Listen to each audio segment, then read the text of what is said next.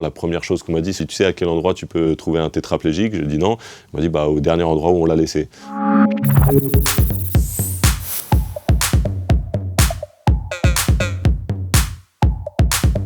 Je devais avoir 17 piges. On me propose à ce moment-là d'intégrer le centre de formation à Toulouse. Franchement, j'ai très envie d'être basketteur pro, mais j'ai un peu peur de tout quitter, j'ai tous mes potes. Je me dis, bon, on verra l'année prochaine. Il n'y a pas eu à réfléchir. L'année d'après, il n'y avait pas de proposition. Donc mes rêves de basketteur pro se sont arrêtés là.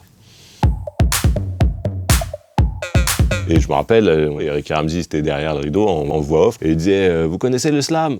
Personne du une chaussette, il me disait bah nous on a le meilleur slammer, première partie, il s'appelle Grand Corps Malade. Et là le rideau il s'ouvrait et voilà, j'avais l'Olympia face à moi, 2200 personnes, juste un micro, 20 minutes tout seul a cappella. Au niveau du track, on était pas mal là.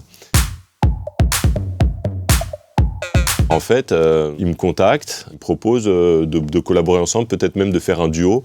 Moi, je venais de sortir mon premier album à Midi 20 et j'avais déjà refusé pas mal de feats. Tu sais, je voulais prendre mon temps, on va imposer notre petit truc à nous tranquille avant de se retrouver sur des featuring et des duos. Du coup, j'étais super embêté parce que, Tipeee qui me propose une collaboration, j'étais super content. Et en même temps, j'ai réussi à, entre guillemets, refuser le duo. Par contre, il m'a dit, bon, est-ce que tu peux venir en studio? Et là, donc là, ouais, je lui ai écrit un titre. Je crois que ça s'appelait Génération Motivée. Je sais pas, un truc comme ça sur l'album. On n'a pas fait un titre majeur de la chanson ou du rap français, mais en tout cas, on est devenus potes et pour moi, c'est important.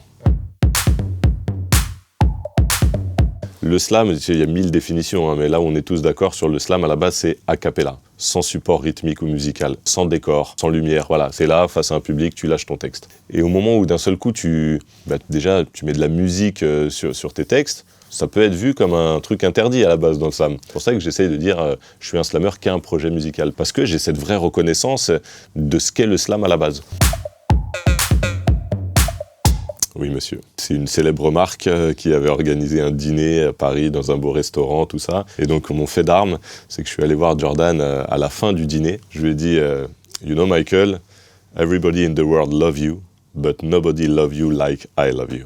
Il a rigolé, il m'a pris dans ses bras, comme ça, donc ça y est, j'avais mon moment de gloire. C'est mon idole absolue, vraiment. Il a tellement excellé dans son sport, c'est-à-dire il a amené le basket à un autre niveau, et il était au sommet de son art quand moi j'avais 14-15 ans. Je dormais basket, je rêvais basket, je jouais, je mangeais basket, donc voilà, donc forcément, la vraie idole, c'est lui, quoi.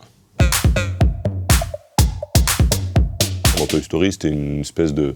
comme un slam, en fait. Je racontais une histoire de manière très neutre. C'était presque frustrant parce que c'était très court. Autant, après, j'ai joué le méchant dans Sahara, ou alors j'ai fait le méchant Joe dans La Mécanique du Cœur, le projet de Dionysos. Donc là, il faut jouer, quoi. Il faut faire l'acteur. Et j'aime bien faire ça. C'est un truc très, très marrant à faire. Quand tu es slammer, tu fais beaucoup d'ateliers slam. Donc des ateliers d'écriture, des projets. Pendant 2-3 ans, donc à la résidence Ambroise Croizat à Saint-Denis, c'est une résidence de personnes âgées. Je venais avec des petits jeunes de la MJC et avec des mamies de la résidence, quoi. Il y a eu un projet qui s'appelait Génération Slam où voilà, on a posé des textes sur de la musique, il y a des featuring entre des mamies et des petits jeunes.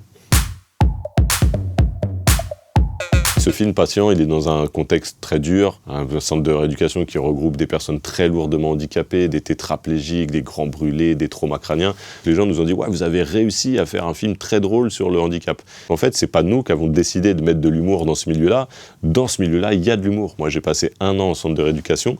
J'ai rigolé de ouf, quoi, vraiment. C'est tellement dur ce qu'on vit là-bas que s'il n'y a pas un humour au quotidien, pour sortir la tête de l'eau, tu t'en sors pas, quoi. Donc oui, il y a un humour là-bas et en plus, il est très trash parce que on est tous logés à la même enseigne, donc on se vanne sur le handicap. La première chose qu'on m'a dit, c'est tu sais à quel endroit tu peux trouver un tétraplégique? Je dis non.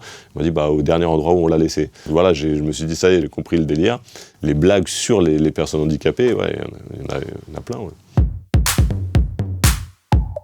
Je sais que j'ai un public fidèle parce que ça fait 7 albums. Les 7 albums ont toujours fait au moins platine, donc ont bien marché. Et surtout, j'ai un public fidèle, je pense, grâce aux tournées. C'est là, sur scène, que petit à petit, tu vas chercher un public dans une petite salle de 400, et puis là, le lendemain, dans une salle de 2000, et puis le lendemain, dans un gros festival. Les gens, on est allé les chercher petit à petit. La chance que j'ai, c'est que j'ai vraiment toutes les générations. Alors, si je devais quand même caricaturer, il est plus adulte. Mais il y a des ados aussi, heureusement. Et puis, je retrouve des fois du 3e âge dans mes concerts et j'en suis très content.